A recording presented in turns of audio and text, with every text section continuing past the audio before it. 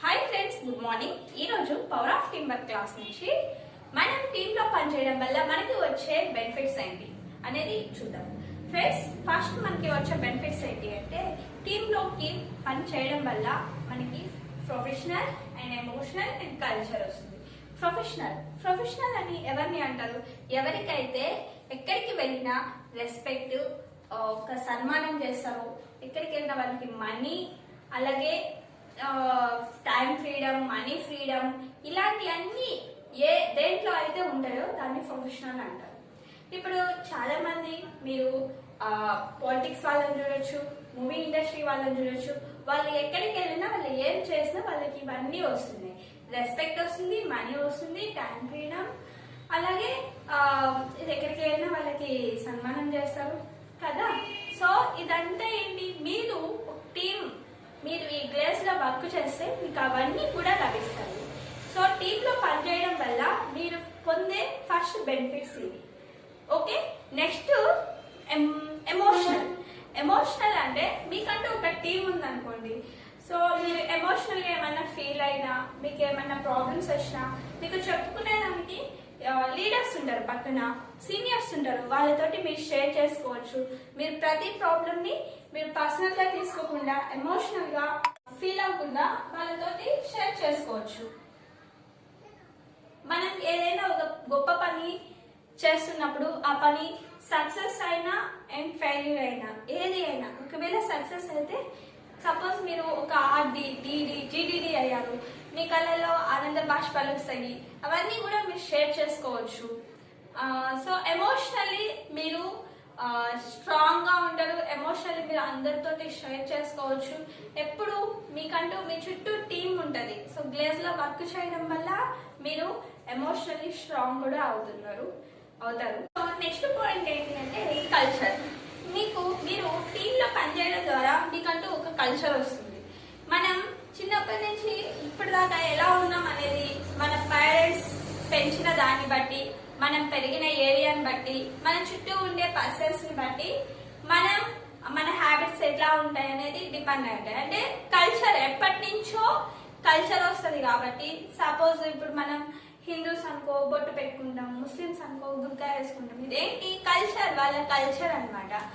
మన ఇండియన్స్ ఎలా ఉంటారు, అలాగే ఫారెన్స్ ఎలా ఉంటారు, సో బిజినెస్ చేసే వాళ్ళు ఎలా ఉంటారు. సో ప్రతిదీ డిపెండ్ అపాన్ కల్చర్.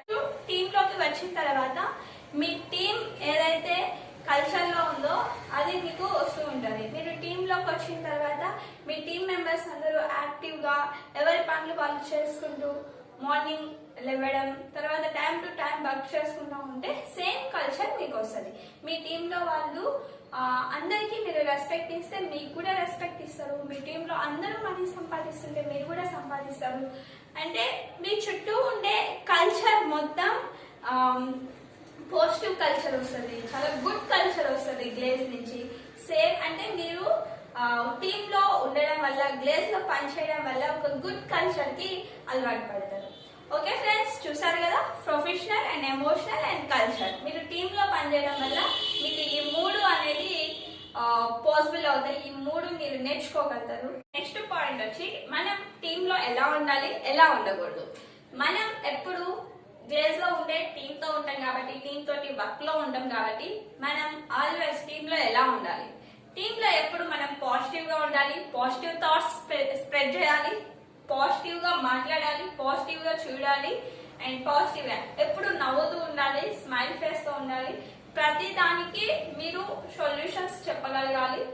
టీమ్ లో ఉండే ఎవ్రీథింగ్ సో పాజిటివ్ గా తీసుకొని ప్రతిదీ మీరు ఒక పాజిటివ్ క్రియేటివిటీ, పాజిటివ్ వైబ్రేషన్ అనేది ఇస్తూ ఉండాలి మీ టీమ్ కి. సో మన టీమ్ లో ఆల్వేస్ పాజిటివ్ గా ఉండాలి. నెక్స్ట్, టీమ్ లో ఎలా ఉండకూడదు? టీమ్ లో ఎప్పుడు కూడా నెగిటివ్ అవ్వకూడదు. మీరు మీ చుట్టూ టీం ఉంది అనుకోండి, మీ చుట్టూ ఉండే టీమ్ లో మీరు పోయి టీమ్ లో నెగిటివ్ గా ఉండకూడదు, నెగిటివ్ గా చూడకూడదు, నెగిటివ్ గా మాట్లాడకూడదు. సో నెగిటివిటీ అసలు స్ప్రెడ్ చేయకూడదు. మీరు ఒక్కళ్ళు నెగిటివ్ అయితే టోటల్ టీమ్ మొత్తం సేమ్ వైబ్రేషన్స్ వెళ్తాయి. ఎప్పుడు కూడా టీమ్ లో పాజిటివ్ గా ఉండాలి. మన ఇండియన్స్ ఎలా అంటే పాజిటివ్ కంటే నెగిటివ్ కే ఎక్కువ ఇంపార్టెన్స్ ఇస్తారు. మీరు పాజిటివ్ చెప్తే ఎవరు నమ్మరు, నెగిటివ్ చెప్తే అందరూ నమ్ముతారు. ఏదైనా సరే ఫ్రెండ్స్, ఎనీథింగ్ నెగిటివిటీస్ ని చాలా ఎక్కువ స్ప్రెడ్ చేస్తారు, పాజిటివ్ ని చాలా తక్కువ స్ప్రెడ్ చేస్తారు అనమాట. నెగిటివ్ కి అంత వాల్యూ, అంత నెట్వర్క్ ఉంటుంది అనమాట. నెగిటివిటీ మొత్తం స్ప్రెడ్ అవుతుంది. సో నెగిటివ్ ఆలోచనలు ఏమన్నా వస్తే మీరు రూమ్ లోకి వెళ్ళి మీ అప్లైన్ ఎవరైతే ఉన్నారో వాళ్ళతో డిస్కస్ చేయండి, వాళ్ళతో క్లియర్ చేసుకోండి. అంతేగాని మొత్తం టీమ్ లో ఉన్నప్పుడు మాట్లాడకూడదు. సో నెగిటివ్ గా చూడకూడదు. ప్రతిదీ మీకు డౌట్ వస్తే కూర్చొని మీ అప్లైన్ దగ్గర అడగండి. ఓకే ఫ్రెండ్స్, చూసారు కదా టీమ్ లో ఎలా ఉండాలి, ఎలా ఉండకూడదు, టీమ్ కి ఉన్న వాల్యూ ఏంటి, టీమ్ కి ఉన్న పవర్ ఏంటి అనేది మనకి ఈ క్లాస్ అనేది చెప్తుంది. సో టీమ్ లో ఎలా ఉండాలి, టీమ్ లో అందరూ ఎలా ఉన్నారో మనం కూడా అలానే నడుచుకోవాలి. అలాగే మనకి టీమ్ లో ఉంటే మనకి time freedom, money freedom, respect, సన్మానం ఇవన్నీ వస్తాయి. టీమ్ లో ఉంటే ఎమోషనల్ గా మీరు షేర్ చేసుకోవచ్చు, మీకు ఒక కల్చర్ వస్తుంది. సో టీమ్ లో ఉంటే అన్ని చాలా బెనిఫిట్. సో మనకి గ్లేస్ లో టీమ్ అనేది చాలా ఇంపార్టెంట్. ఆ టీమ్ తోటి వర్క్ చేయించడం అనేది చాలా ఇంపార్టెంట్.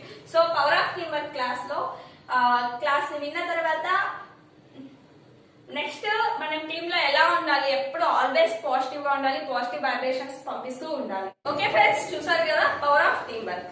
సో నెక్స్ట్ క్లాస్ లో మళ్ళీ కలుసుకుందాం. Thank you.